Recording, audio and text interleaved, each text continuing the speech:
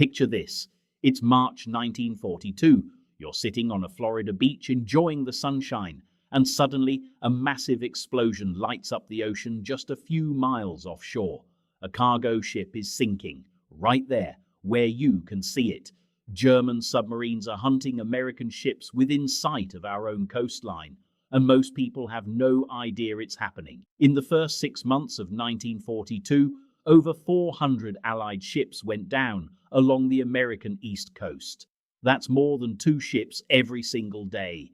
German U-boats were operating so close to shore that their commanders could see the glow of city lights at night, the Ferris wheels spinning at Coney Island, couples walking along the beach. They used those lights to silhouette their targets, making American merchant ships sitting ducks against the bright backdrop of our own cities. And here's the crazy part. For months, the United States did almost nothing to stop them. This period became known as Operation Drumbeat, or as the U-boat crews called it, the second happy time. But there's another story here that almost nobody talks about. A story about ordinary American civilians who grabbed whatever weapons they could find, climbed into tiny airplanes that had no business being anywhere near a war zone, and went hunting for Nazi submarines. Today, I'm going to tell you exactly what happened during those terrifying months when German U-boats brought the war directly to America's doorstep, and how a ragtag group of civilian pilots became the unlikeliest submarine hunters in history. Let's set the scene properly, because you need to understand just how unprepared America was for this. December 7th, 1941, Pearl Harbor gets attacked. America declares war on Japan. 3 days later, Germany declares war on America, and German Admiral Karl Dönitz, the guy in charge of all U-boat operations, immediately sees an opportunity that's almost too good to be true. Here's what he's thinking. America just got sucker punched in the Pacific. All their attention, all their resources, everything is focused on Japan and the Pacific theater. The US Navy is scrambling to rebuild after Pearl Harbor. The Atlantic? Nobody's really watching the Atlantic. And Dönitz knows something else, something important. American coastal cities, they're not blacking out their lights at night, not even a little bit. Think about London during the Blitz. Complete darkness, blackout curtains, not even a cigarette lighter allowed outside. But New York, Miami, Atlantic City, every night it's business as usual. Streetlights blazing, neon signs flashing, buildings lit up like Christmas trees, car headlights streaming down coastal highways. From a U-boat periscope offshore, this creates what submariners call a shooting gallery. The bright lights of the American coast silhouette every ship perfectly against the glowing horizon. It's like putting a target in front of a spotlight and asking someone to shoot at it, except the targets are cargo ships, tankers, and passenger vessels carrying fuel, food, supplies, and sometimes hundreds of people. Dönitz calls this Operation Paukenschlag, Operation Drumbeat. His plan is simple but brutal. Send a small group of U-boats to the American East Coast and sink everything they can find. Create chaos, cut off supplies to Britain, and prove to the Americans that nowhere is safe. On December 18, 1941, just 11 days after Pearl Harbor, 5 German U-boats slip out of their bases in France and head across the Atlantic. These aren't regular U-boats. These are Type 9 boats, the long-range models built specifically for operations far from home. Each one carries 22 torpedoes and enough fuel to stay at sea for up to 3 months. The commanders are experienced, battle-tested veterans who've been hunting convoys in the North Atlantic for years. Their orders are straightforward.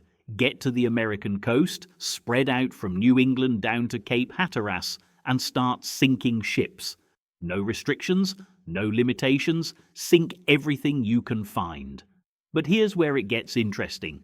Dönitz only has 5 boats available for this first wave. 5. He wanted 12.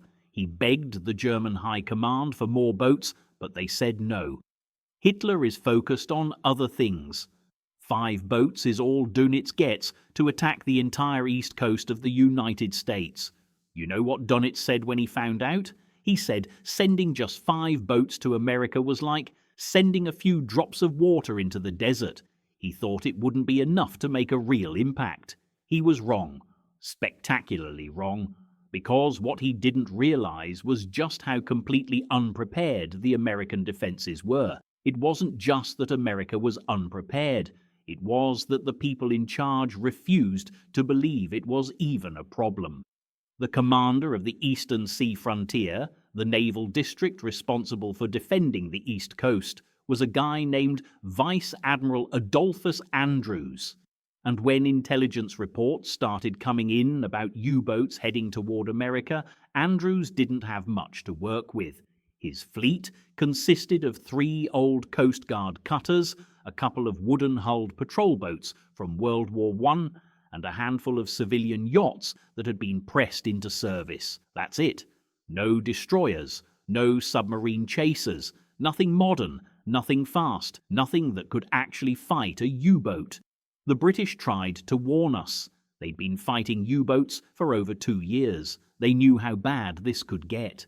British naval officers literally came to America and said, "Listen, you need to start organizing convoys immediately. You need to black out your coastal cities. You need escorts for your merchant ships." The American response?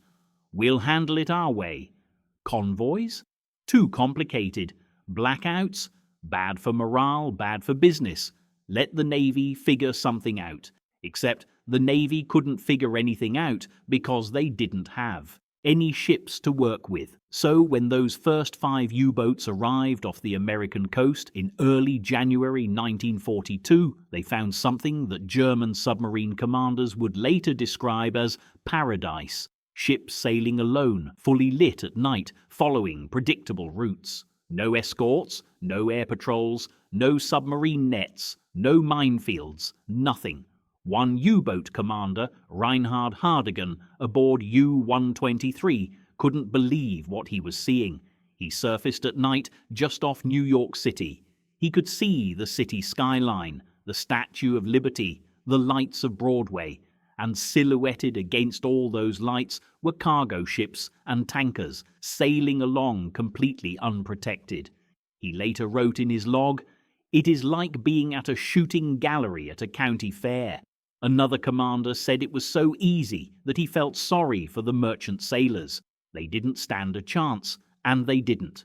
Let me walk you through what happened next, because it's both fascinating and terrifying.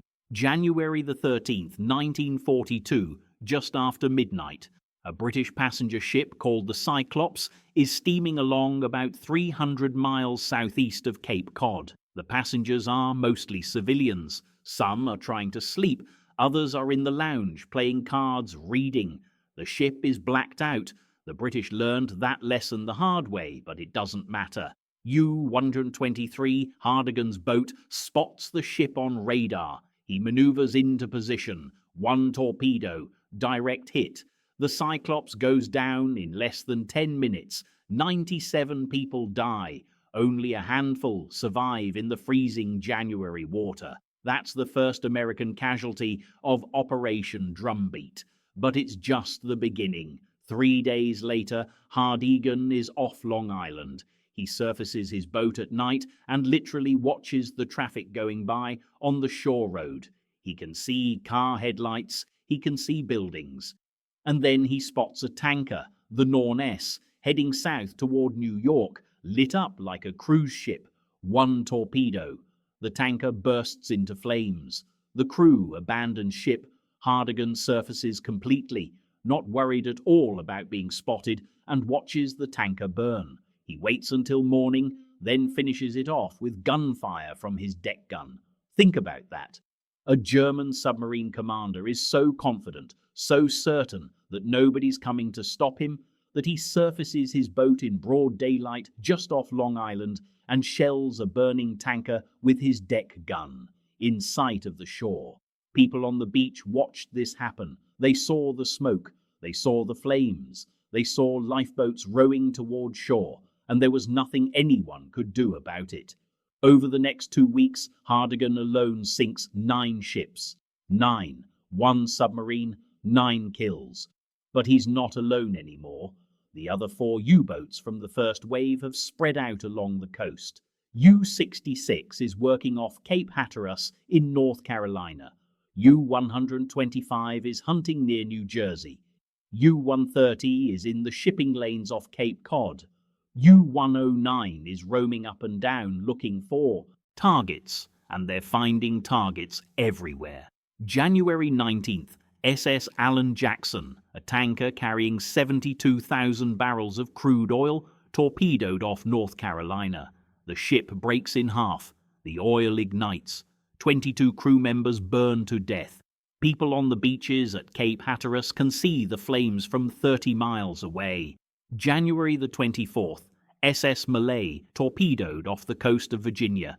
The captain tries to run the burning ship aground to save his crew, but she sinks before reaching shore. Only 13 survivors.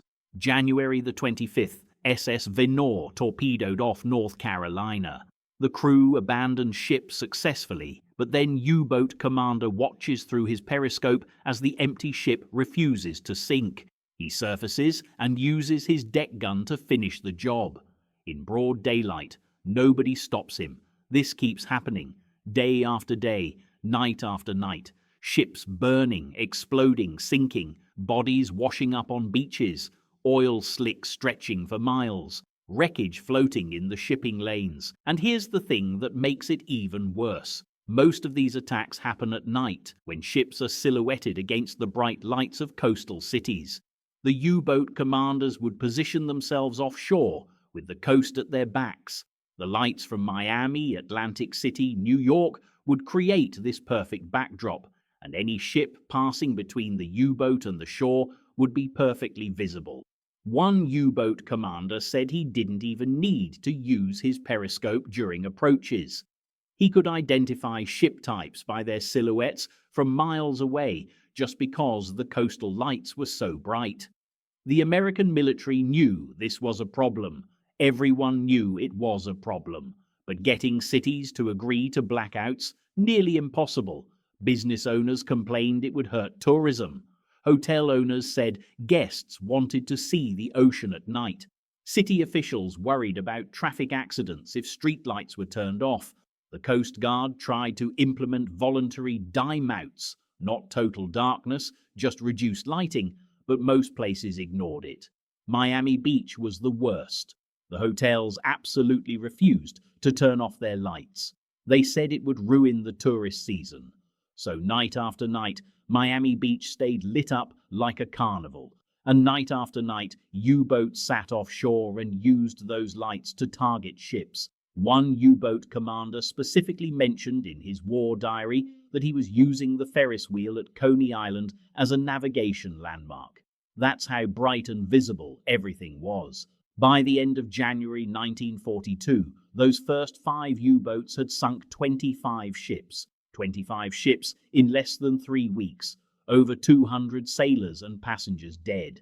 And Donitz was just getting started. He looked at the results from the first wave and immediately sent more boats. The second wave had 7 U-boats, then a third wave with another 8. By March, there were dozens of U-boats operating in American waters, from Maine all the way down to the Caribbean. The Germans called this period the Second Happy Time. The first happy time was back in 1940-41, when U-boats were destroying British shipping before the British figured out proper convoy tactics. But this was even better from the German perspective. More targets, easier hunting, almost no opposition, thousands of sailors dead, millions of tons of cargo sent to the bottom, oil tankers, food ships, ammunition carriers, troop transports, all sunk within sight of the American coast, and in some cases within sight of American beaches. People started finding debris on the beaches every morning, life preservers, pieces of ships, bodies. Sometimes oil would wash up so thick that beaches had to be closed because it was coating everything. The fishermen in places like Cape Hatteras could go out in the morning and find survivors floating in the water, or bodies. Sometimes they'd see oil slicks that stretched for 10 or 15 miles, marking where a tanker had gone down during the night. And the U-boat crews, they were having such an easy time that some of them got cocky. There are stories of U-boats surfacing during the day to sunbathe on deck, of commanders radioing back to Germany with jokes about American defenses. One commander supposedly surfaced close enough to shore that his crew could hear music from a nightclub on the beach. The British were watching all this and freaking out.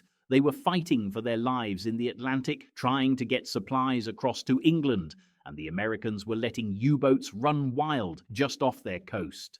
The supplies that were supposed to be going to Britain were ending up at the bottom of the ocean before they even got into the Atlantic. Winston Churchill later wrote that this period was the closest Britain came to losing the war. Not because of the fighting in Europe, because American merchant ships were being sunk faster than they could be replaced, and without those ships, Britain would starve and run out of ammunition. So what was the American military doing about all this? The short answer, not enough. The Navy started organizing coastal patrols, but they were using whatever they could scrape together. Old yachts, fishing boats, some Coast Guard cutters, nothing that could really fight a U-boat. They were just trying to show presence, hoping the sight of patrol boats would scare the U-boats away. It didn't work. The U-boats just avoided the patrol boats and attacked anyway. The Army Air Force had bombers that could theoretically patrol the coast, but most of them were being sent to Europe or the Pacific. The few that stayed home didn't have proper training for anti-submarine warfare. Spotting a submarine from the air is incredibly difficult, and attacking one is even harder. You need practice, you need coordination with the Navy, you need the right equipment. They had none of that. Cities finally started implementing blackouts and dime-outs, but it took months. Miami Beach didn't fully comply until late spring. By then, dozens of ships had been sunk in the Florida Straits. The Navy also started organizing convoys, which is what the British had been telling them to do from day one. But organizing convoys requires escort ships, and escort ships were in short supply. So merchant ships kept sailing alone, and U-boats kept sinking them. It was a disaster, a complete and total disaster, and the American public barely knew about it. The government censored most of the news. They didn't want people to panic. They didn't want the public to know how bad things really were. Local newspapers would report ship sinkings, but national news mostly ignored it. It wasn't until later that people realized just how close to home the war had really come. But then something interesting happened, something that almost nobody expected. Ordinary American civilians looked at what was happening and said, well, if the government isn't going to do anything about this, maybe we can. This is where the Civil Air Patrol enters the story, and honestly, this is the part that sounds so crazy that if you saw it in a movie, you'd say it was unrealistic. Before Pearl Harbor, there was this organization called the Civil Air Patrol. It was started in late 1941, just a week before Pearl Harbor actually, by a guy named Jill Rob Wilson. The idea was to organize civilian pilots for homeland defense purposes, search and rescue missions, courier runs, patrol work, that kind of thing.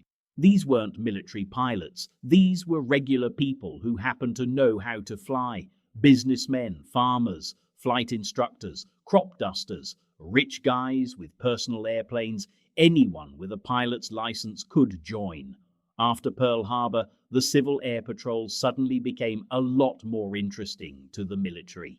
Here were thousands of civilian pilots and thousands of civilian aircraft, mostly sitting unused, while the military was desperate for any help they could get with coastal patrols. So in early 1942, the Army Air Force made an unusual decision. They authorized the Civil Air Patrol to conduct submarine patrol missions along the East Coast. Let me be clear about what this meant. They were asking civilians flying private planes, most of which were tiny single-engine aircraft meant for hobby flying, to go out over the ocean and hunt for German submarines. These weren't military aircraft. Most of them were things like Piper Cubs, Cessnas, small two-seater planes that had no armor, no real radio equipment, and definitely no weapons. The biggest plane most of these civilian pilots had access to was maybe a four-seater. We're talking about aircraft that topped out at maybe 100 miles per hour, cruising at a few thousand feet altitude, and they were going to use these to hunt U-boats. Now you might be thinking, what exactly can a civilian in a Piper Cub do against a German submarine? That's a great question, and it's one that a lot of people asked at the time. The answer is more than you'd think. First, just having air patrols made a huge difference, even if those patrols couldn't actually attack. Here's why. U-boats were most dangerous when they were surfaced. A surfaced U-boat could move faster, spot targets easier, and position itself for attacks. But a U-boat could only stay submerged for a limited time before it had to surface to recharge its batteries and refresh its air. If there were aircraft overhead, U-boats had to stay submerged. They couldn't take the risk of being spotted on the surface, and if they stayed submerged, they were slower, more limited in their operations, and less effective. So even a Piper Cub flying overhead could force a U-boat to stay underwater and disrupt its attack patterns, just by being there, just by forcing the U-boat commander to be cautious. Second, these civilian pilots could spot U-boats and report their positions. A civilian pilot couldn't attack a submarine, but they could radio the location to the Coast Guard or Navy, and maybe a patrol boat could respond. Or, at minimum, they could warn merchant ships in the area that a U-boat was nearby. Third, and this is the part that sounds completely insane, some of these civilian pilots actually did carry weapons. Not official military weapons. The military wasn't giving civilians bombs or depth charges. But some enterprising pilots scrounged up their own equipment, small bombs, hand grenades, sometimes just heavy objects that they could drop on a submarine if they spotted one. There's a story about one pilot who flew with a duffel bag full of construction bricks on the seat next to him. His plan, if he spotted a U-boat, was to dive down and throw bricks at it. Would that work? Probably not. But it shows you the mentality these guys had. They were going to do something, even if what they could do was pretty limited. Some pilots managed to get their hands on actual small bombs, usually improvised explosive devices built from dynamite or TNT. They'd strap these under their planes and hope they didn't blow themselves up taking off. If they spotted a submarine, they'd make a diving run and try to drop the bomb close enough to damage the sub. Did this work? Occasionally. There are confirmed cases of Civil Air Patrol pilots damaging U-boats, not sinking them, but causing enough damage that the U-boat had to abort its patrol and return to base for repairs, which meant that U-boat wasn't sinking ships anymore, at least not for a while. But here's what really mattered. The presence of these patrols, even in tiny civilian aircraft, made U-boat commanders nervous. Remember, these U-boat crews were used to operating with near impunity in American waters. No air cover, no escorts, easy targets everywhere. But now suddenly there were planes overhead. Maybe they were just small civilian planes. Maybe they couldn't really hurt you, but maybe they could radio your position. Maybe they'd get lucky with a bomb. Maybe they'd bring in a real military aircraft or a patrol boat. It introduced uncertainty, and uncertainty makes submarine commanders cautious, and cautious submarine commanders sink fewer ships. The Civil Air Patrol started flying patrols in March 1942. Within weeks, they had hundreds of volunteer pilots flying daily missions up and down the coast. They flew in all weather. They flew in planes that barely belonged in the air to begin with. They paid for their own fuel. They risked their lives. And here's the crazy part. 26 Civil Air Patrol pilots died during these coastal patrol operations. 26 civilians flying missions for free, killed in the line of duty. Some crashed due to mechanical failures. Some crashed in bad weather. Some simply disappeared over the ocean and were never found. These weren't trained military pilots with backup plans and support systems.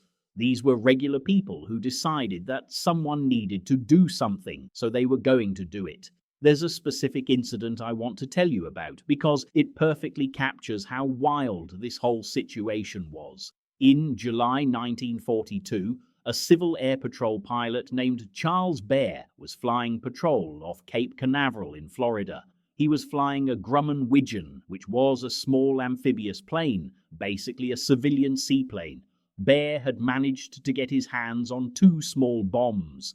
Each one weighed about 50 pounds, and he'd mounted them under the wings of his plane. He's flying along the coast when he spots something in the water. At first, he thinks it's a whale. Then he realizes it's a submarine, a German U-boat, U-653, cruising on the surface about a mile offshore. Bear doesn't hesitate.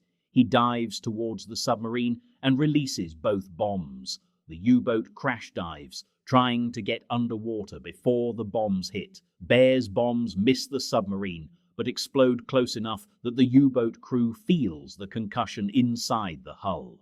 The U-boat makes it underwater and escapes, but Bear has forced them to abandon their attack run. They'd been positioning themselves to hit a convoy that was passing through the area. Because of Bear's attack, they miss their shot and the convoy gets through safely. Bear gets credited with saving a convoy, even though he didn't sink the U-boat. And that's the point.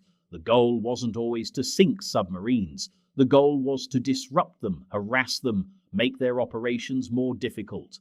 Another pilot, a guy named Johnny Haggins, was flying a Stinson Reliant, which is basically a tiny private plane, think of a small Cessna, when he spotted a U-boat on the surface. Haggins didn't have any bombs. He had a pistol, so he dove towards the U-boat and opened fire with his pistol. Did the pistol do any damage? No, but it scared the hell out of the U-boat crew. They dove immediately. Haggins circled overhead, making sure they stayed down, while he radioed for help. A Coast Guard cutter responded and forced the U-boat to stay submerged until it had to leave the area due to low batteries. These stories sound ridiculous. They sound made up, but they're real. There are after-action reports. There are official records. There are German U-boat logs that mention being harassed by small aircraft. The Civil Air Patrol flew over 24 million miles during the war. They spotted 173 German submarines. They attacked 57 of them with whatever weapons they could manage. They sank or damaged 2 U-boats. Confirmed kills where the Civil Air Patrol got credit for taking out a German submarine with improvised weapons from a civilian aircraft. But the real impact was psychological and operational. By mid-1942, U-boat commanders were reporting that American air coverage had improved dramatically. They were being forced to stay submerged more. They were having to be more careful. Their hunting was more difficult. Part of that was actual military aircraft finally getting into the fight, but part of it was hundreds of civilian pilots in tiny planes flying patrols every single day, making it harder for U-boats to operate freely. The German High Command noticed.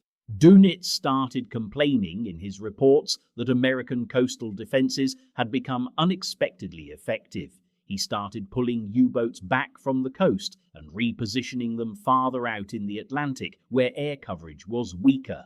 By late summer 1942, the happy time was over. U-boats were still operating in American waters, but they weren't racking up the incredible kill counts they'd had earlier in the year. They were being forced to be more cautious, more defensive. Multiple factors contributed to this change. The Navy finally got better at organizing convoys. More military aircraft became available for anti-submarine patrol.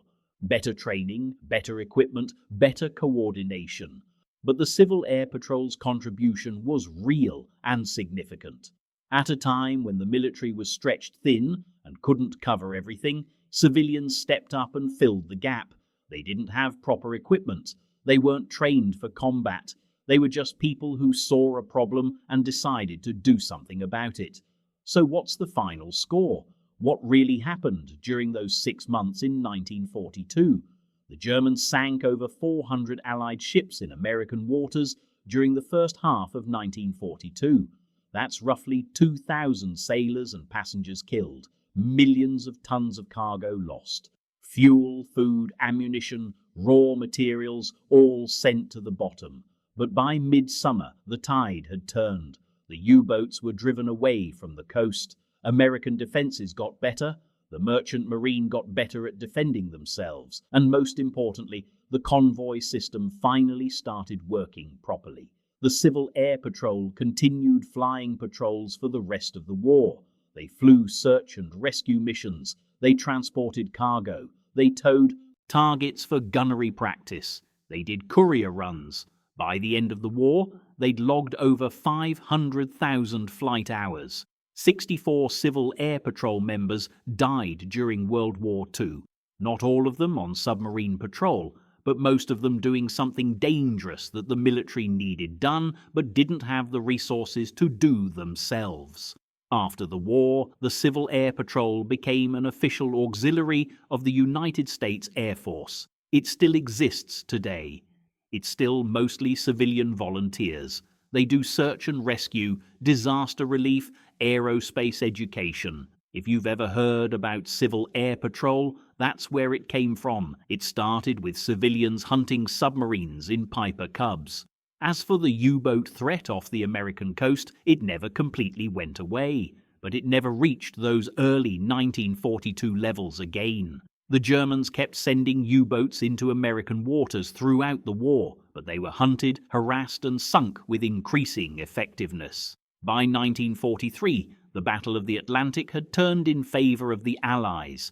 Better technology, better tactics, better coordination, and more resources meant that U-boats went from being hunters to being hunted. Many of the U-boat commanders who had enjoyed the happy time off the American coast didn't survive the war. And here's something that doesn't get talked about enough: the merchant mariners, the civilian sailors who kept sailing those cargo ships even after watching hundreds of ships get torpedoed, even after pulling their friends out of burning oil, even after seeing bodies wash up on beaches. The merchant marine had the highest casualty rate of any service during World War II, higher than the Marines, higher than the Army, higher than the Navy. 1 in every 26 merchant mariners died.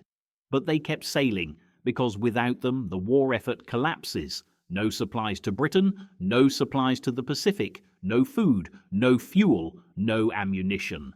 Those merchant sailors didn't get the recognition they deserved for decades. It wasn't until 1988 that they were officially recognized as veterans. But they were there in 1942, sailing through U-boat-infested waters, knowing they were targets, doing it anyway.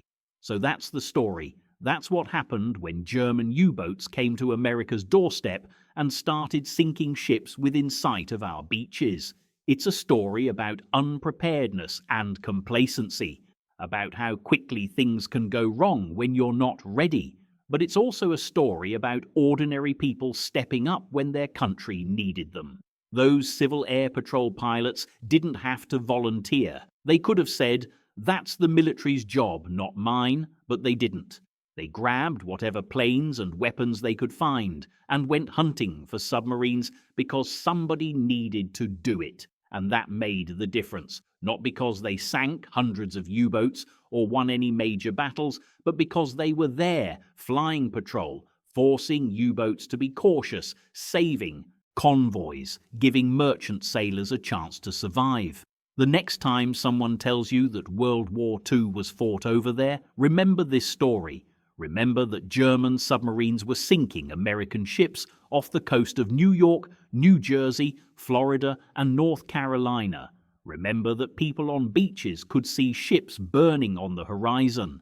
Remember that civilians in Piper Cubs went out to hunt submarines because it needed to be done. If you want more hidden World War II stories that nobody talks about, check out the next video.